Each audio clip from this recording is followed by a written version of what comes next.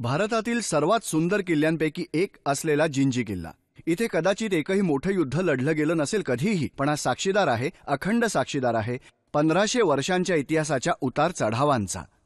त्याने अनेक राजवंश पाहिले आहेत, जसे की चोला, पांड्या, मग नायक. त्यांची बिजापूरच्या आणि गोलकोंडाच्या राज्यांबरोबर जवळीक होती. त्यानंतर आले मोगल आणि मग मराठा. मग किल्ला फ्रेंच लोकांच्या हातामध्ये गेला आणि मग अखेरीस ब्रिटिशांच्या.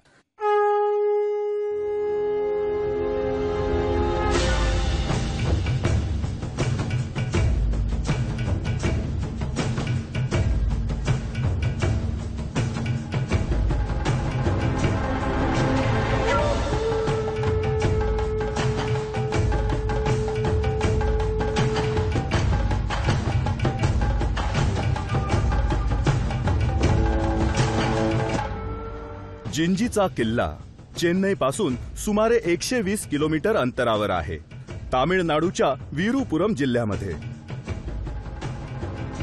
खरं सांगायचं झालं तर हा एक किल्ला नसून 3 किल्ल्यांचं संकुल आहे, ज्याने जिंजी शहर आणि आसपासच्या प्रदेशाचं रक्षण केलं आहे.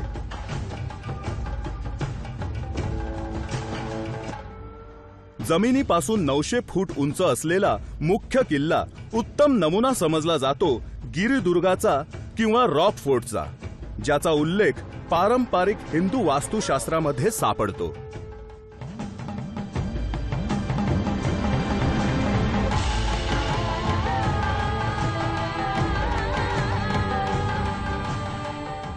खरं तर दक्षिण भारताचा इतिहास आणि भवितव्य बदललं ते 1556 मधील विजयनगरच्या शासकांचा तलाईकोटाच्या युद्धात पराजय झाला तेव्हा. त्यानंतर दक्षिण भारतामध्ये, विशेष करून खोल दक्षिणेत विभागणी झाली ती अनेक नायकांच्या राज्यांची, आणि जिंजी त्या नायकांचं केंद्र झालं. हेच ते जिंजीचे नायक.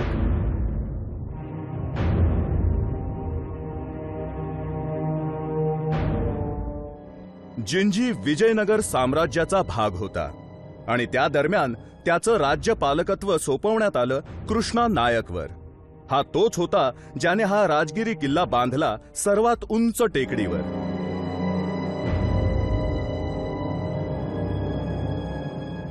त्याच्या वारसांनी इथे 200 वर्ष राज्य केलं आणि अनेक सुंदर मंडप, महाल आणि मंदिरं बांधली. त्यांनी कला, साहित्य आणि संगीताला राजाश्रय दिला. विजयनगरच्या पराभवानंतर याला बहामनी संस्थानाशी जोडण्यात आलं.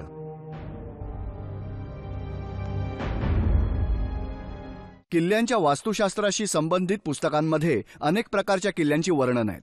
त्यामध्ये आहेत सीफोर्ट आणि रॉकफोर्ट.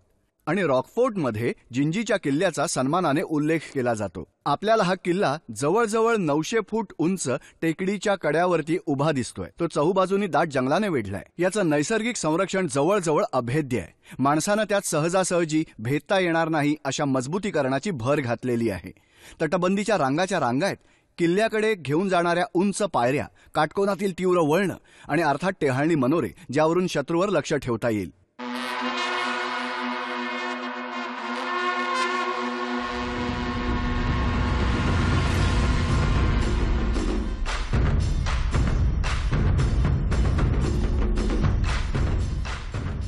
निसर्गाने अत्यंत उदारपणे जिंजीच्या संरक्षणात आपलं योगदान देऊ केलं आहे. उंच खड्या टेकडीवर बांधलेल्या या किल्ल्यापर्यंत पोहोचणं अत्यंत कठीण होतं.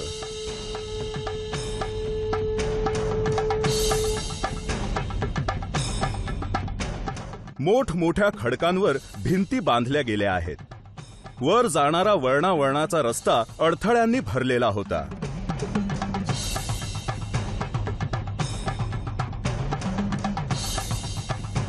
या रस्त्यावरील अरुंद दरवाजे आक्रमकाचा वेग कमी करण्यासाठी बांधले होते.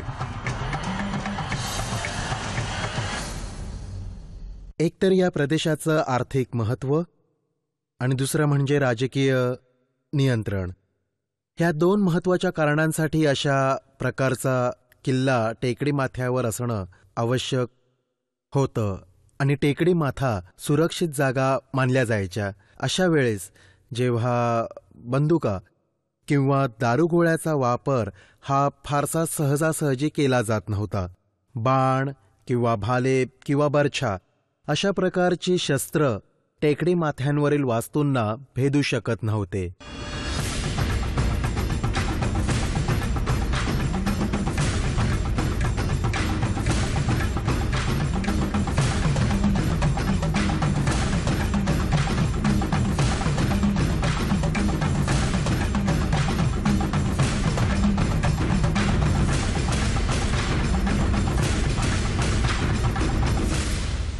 सुमारे 900 पेक्षा जास्त पायऱ्या चढून गेल्यावर अजून 200 पायऱ्या बाकी असताना धापा टाकत आम्ही ज्याला जिंजी किल्ल्याचं प्रवेशद्वार म्हणता येईल तिथपर्यंत पोहोचलो होतो.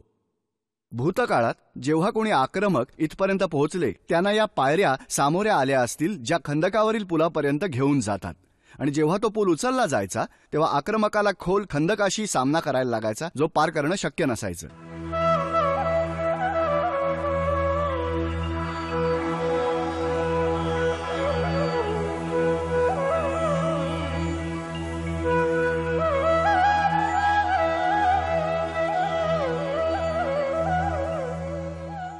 ज्या क्षणी तुम्ही वर पोहोचता तुम्हाला अनेक विविध इमारती दिसतात. त्यातील एक धान्याचं कोठार आहे, नंतर अनेक खुले मंडप आहेत आणि त्यानंतर सुंदर मंदिर आहे. सामान्यतः एक सैनिकांची छोटीशी तुकडी इथे तैनात असायची. फक्त संकट काळातच शाही कुटुंब इथे यायचं. किल्ला युरोपियन लोकांच्या ताब्यात होता तेव्हा काही इमारती इथे नव्याने बांधण्यात आल्या. त्यापैकी एक म्हणजे टेहळणी मनोरा. आणि अखेरीस आम्ही जिंजी किल्ल्याच्या सर्वोच्च ठिकाणी पोहोचलोय. इथे आल्यावर असं वाटतंय की आपण जगाच्या टोकावरती उभे आहोत. इथून तुम्हाला सभोवतालचं 360 डिग्री कोनातील दृश्य पाहायला मिळतंय. अशा परिस्थितीत कोणी आक्रमक कसा काय टेकडीवरती चढून येऊ शकेल, याच कारणामुळे हा किल्ला अभेद्य समजला जायचा. शिवाजी, एक महान योद्धा, किल्ल्यांचा महान निर्माता आणि त्यांचा जेता, त्याने मान्य केलंय की हा किल्ला आक्रमण करण्यासाठी सर्वात कठीण आहे, आणि ब्रिटिशांनी याचं वर्णन ट्रॉय ऑफ इंडिया म्हणून केलंय.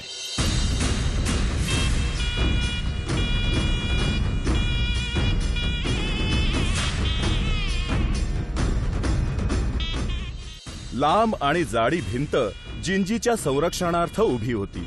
सरलेल्या दिवसांपूर्वी 3 टेकड्यांच्या भोवतीच्या तटबंदीने संपूर्ण शहर आणि शेतीची जमीन त्यात समाविष्ट केलेली. समांतर तटबंद्या मजबूत चिलखताचं काम करीत. तटबंदीची शेवटची रांग खडकांचाच नैसर्गिक विस्तार असल्याचा आभास निर्माण करते.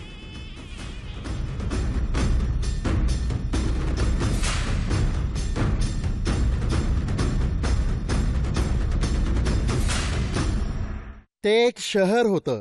कित्येक टेकड्या त्या शहरांतर्गत येतील, कित्येक बाजार तिथे असतील, कित्येक रस्ते त्या शहरात असतील, आणि अशा सगळ्यांना सामावून घेत संरक्षित शहर उभारायची संकल्पना टेकड्यांना समाविष्ट करून घेत आणि आसपासचा खडकाळ प्रदेश म्हणजे त्या प्रदेशाचं संरक्षण करणं सोपं जाईल, ही कल्पना विजयनगरच्या शासकांची होती.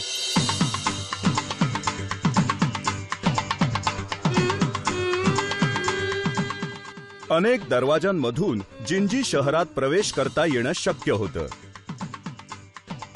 त्यापैकी पॉंडिचेरी दरवाजा आणि वलोर दरवाजा प्रमुख आहेत.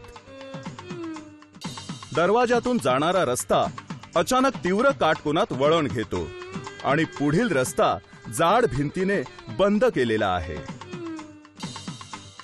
दक्षिण भारतीय शिल्पांच्या उत्कृष्ट नमुन्यांनी भिंतीलगतचे चौथरे सुशोभित करण्यात आले आहेत. विजयनगर साम्राज्याने लवकरच संपूर्ण दक्षिण भारतावर आपलं वर्चस्व स्थापित केलं. विजयनगराच्या शासकांनी स्वतःच त्यांच्या संरक्षणामध्ये सुधारणा केल्या आणि काही इमारती देखील उभारल्या, खास करून कल्याण महाल आणि तिथे बांधली गेलेली मंदिरं. कारण आपल्याला त्यात विजयनगरच्या नायकाची शैली स्पष्ट दिसते. आणि जेव्हा नायक इथला शासक होता तेव्हा आणि त्याचा मुलगा कृष्णप्पा नायक देखील त्यांनी आपल्या स्वतःचं नाव कमावलं देणग्या देऊन, विविध धर्मादाय कार्यांसाठी आणि मंदिरांची देखभाल करून.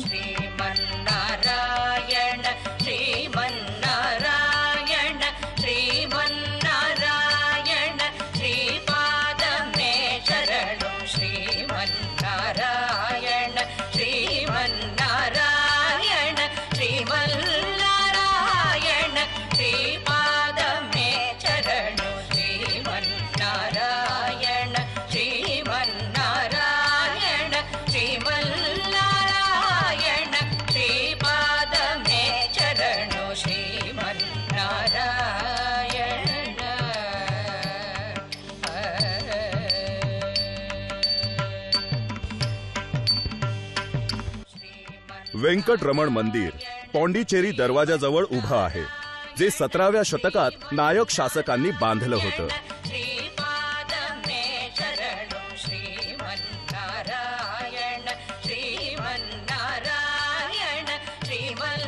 जिंजीमध्ये अनेक मंदिरं आहेत आणि त्यातील बहुतेक विष्णूला समर्पित केलेली आहेत. यातील सर्वात भव्य आहे व्यंकटरमण मंदिर.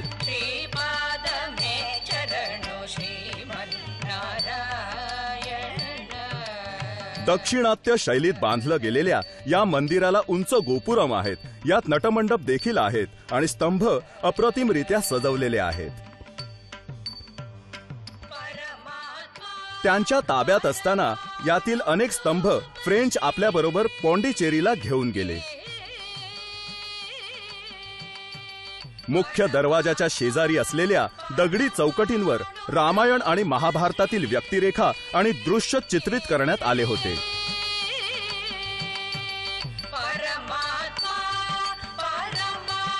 जिंजीच्या किल्ल्याला त्याच्या दीर्घ आयुष्यात अनेक आक्रमणांना तोंड द्यावं लागलं, तरी देखील हे मंदिर शाबूत राहिलं आहे. नक्कीच इथल्या स्थानिक लोकांनी याचं जतन करण्यात महत्वाची भूमिका बजावली आहे.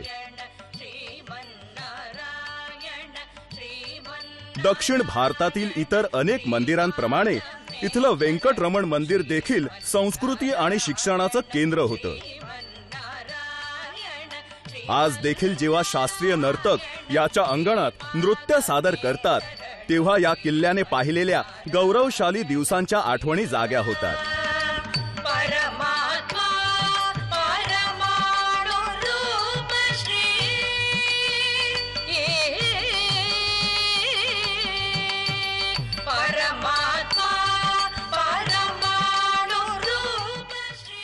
उत्खननामुळे या ठिकाणाबद्दल अनेक अनोख्या गोष्टी उलगडल्या आहेत. इथल्या शाही प्रांगणाचं उत्खनन करण्यापूर्वी आम्ही विजयनगरच्या शाही प्रांगणाचं उत्खनन केलं होतं, हम्पी इथे, तिथल्या मुख्य शासकांच्या नियंत्रणाखालील. आम्हाला दोन्हीतला फरक समजून घ्यायचा होता. एक स्थानिक राजधानी आणि मुख्य राजधानीच्या शहरातील शाही प्रांगण. राजधानीतील किल्ल्यांमध्ये आणि स्थानिक राजधानीच्या किल्ल्यांमध्ये खूपच मोठा फरक आहे. ह्या दोघांची कुठल्याही प्रकारे तुलना होऊ शकत नाही.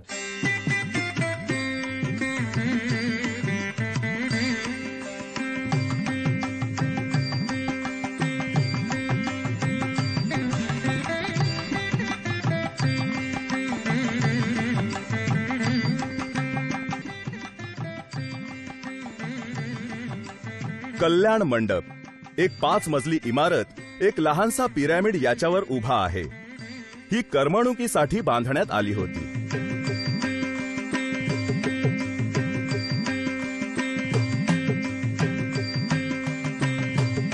एक प्रकारे ही खूप अनोखी आहे.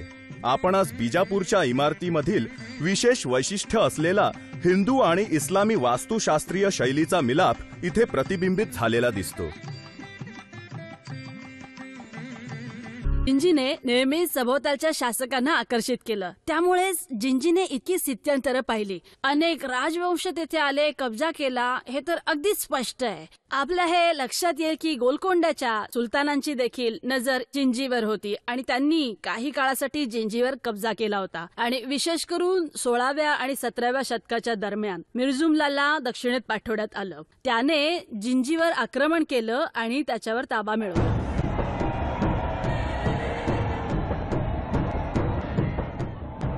जिंजीच्या संपन्नतेचा मोह औरंगजेबाला झाला. त्याच्या सेनापतीने अखेरीस 7 वर्षांच्या दीर्घकालीन वेढ्यानंतर किल्ल्यावर ताबा मिळवला.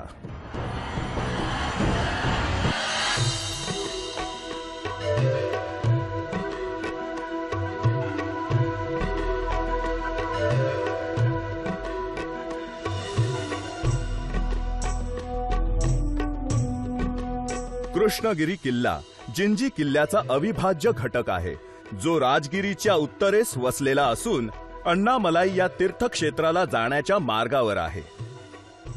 तो 500 फूट उंच असलेल्या टेकाडावर बांधण्यात आला आहे.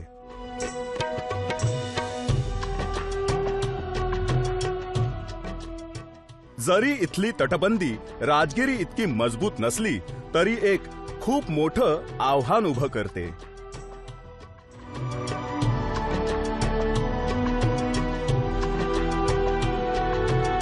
इथे देखील आपल्याला विविध प्रकारच्या इमारती पाहायला मिळतील. धान्याचं कोठार, दरबाराचा मंडप, निवासी इमारत आणि बरंच काही. इथे हिंदू आणि इस्लामी वास्तुशास्त्रीय शैली गुण्या गोविंद्याने नांदताना दिसतात.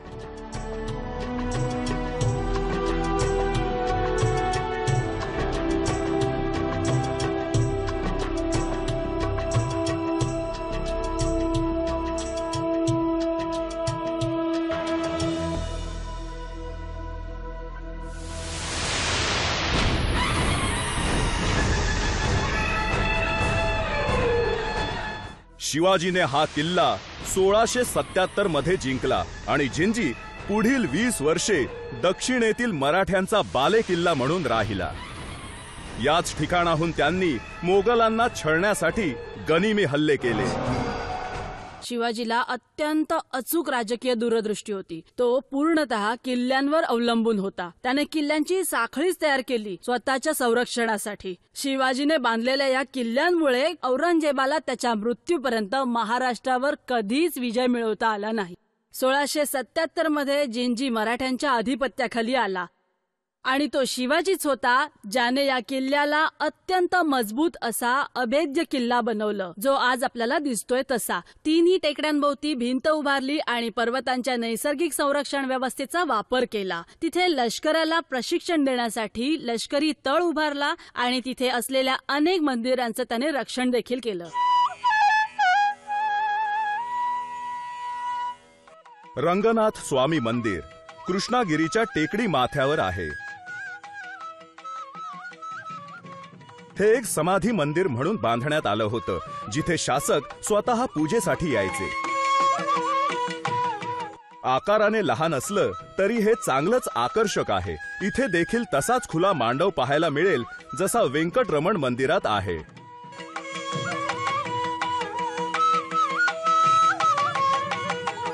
इथे तुम्हाला दिसून येईल इथलं बांधकाम, इथली व्यवस्था आणि इथल्या कल्पना सर्व काही विजयनगर सारखंच आहे.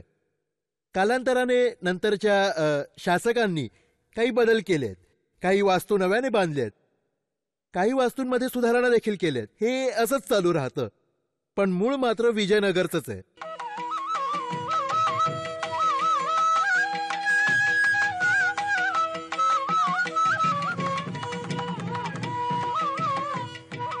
विशेष उल्लेखनीय बाब की मुस्लिम शासकांनी या मंदिराचं नुकसान केलं नाही किंवा ते नष्ट केलं नाही. त्यांनी जातीय सलोखा जोपासण्याचा प्रयत्न केला.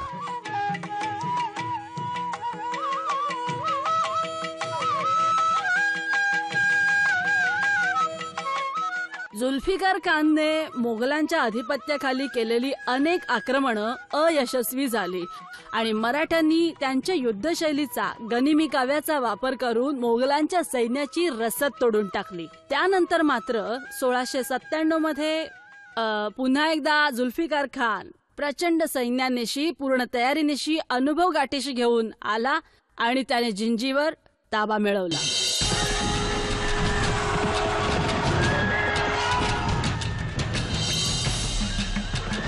औरंगजेब जेव्हा त्याच्या मागावर होता तेव्हा मराठा सेनापती संभाजीने जिंजीत आश्रय घेतला. मोगल सरदार जुल्फिकारने किल्ल्याला वेढा घातला. संभाजी पलायन करण्यास यशस्वी झाला खरा, पण तरी मोगलांनी किल्ल्यावर ताबा मिळवला.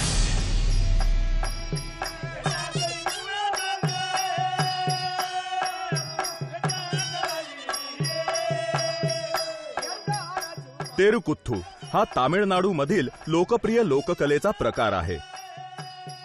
हे कलाकार जिंजीचा इतिहास अत्यंत सुंदररित्या कथन करतात. ते प्रेक्षकांना तल्लीन करून विचार प्रवर्तक पद्धतीने त्यांची करमणूक करतात। ऐतिहासिक किस्से आणि समकालीन घटनांवरील उपहासात्मक टिप्पण्यांच्या बरोबरीने ते विचारतात, अनेक राजे महाराजे आले आणि गेले, त्यांनी इथे असंख्य महाल बांधले, पण त्यामुळे आपल्या आयुष्यावर काय परिणाम झाला? सगळं काही अजून जसंच्या तसंच आहे। பிறந்திருக்கும் சந்ததிகள் அனைவரும் இந்த தெருக்கூத்து கலையை தான் நம்பி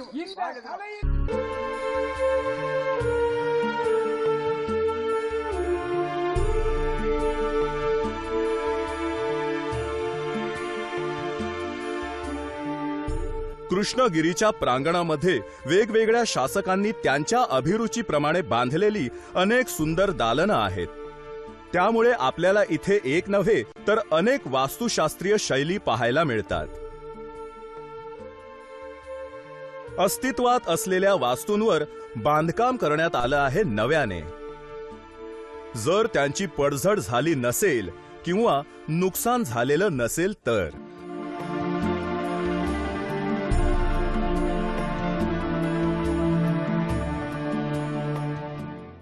अनेक राजवंश, अनेक पिढ्या, राजांमागून राजे, हे नाही तर ते, अशा सगळ्यांनी वेगवेगळे घटक आणले।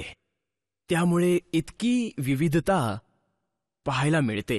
शैलींची विविधता, वास्तुशास्त्रीय शैली, किल्लाच एकूण विविधतेनं नटलेला आहे। आणि त्यानंतर आज शिरल्यावर आपल्याला अजून विविध शैली पाहायला मिळतील।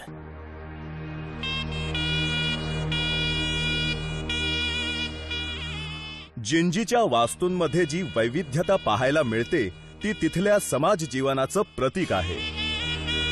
वेगवेगळ्या ठिकाणी जिंजीच्या वास्तूंवर विजयनगर शैलीचा, दिल्लीच्या संस्थानाचा किंवा मराठा वास्तुशास्त्राचा प्रभाव प्रतिबिंबित झालेला दिसतो।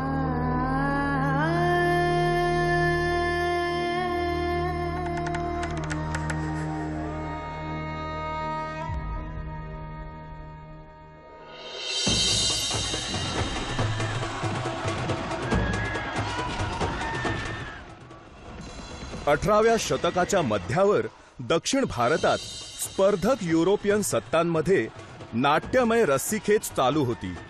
भाग्यांमध्ये तीव्र चढ उतार आले, पण अखेरीस ब्रिटिशांनी फ्रेंच सैन्याचा पराभव केला आणि त्यांनी जिंजीवर ताबा मिळवला।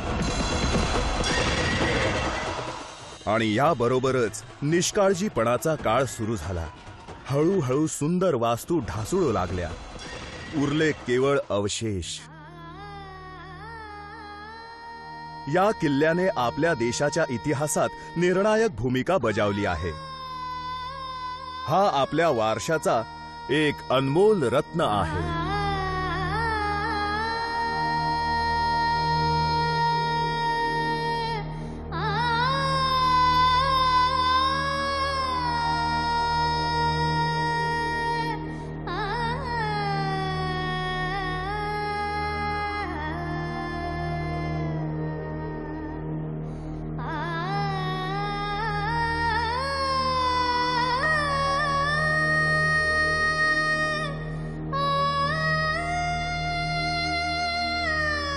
Thank you.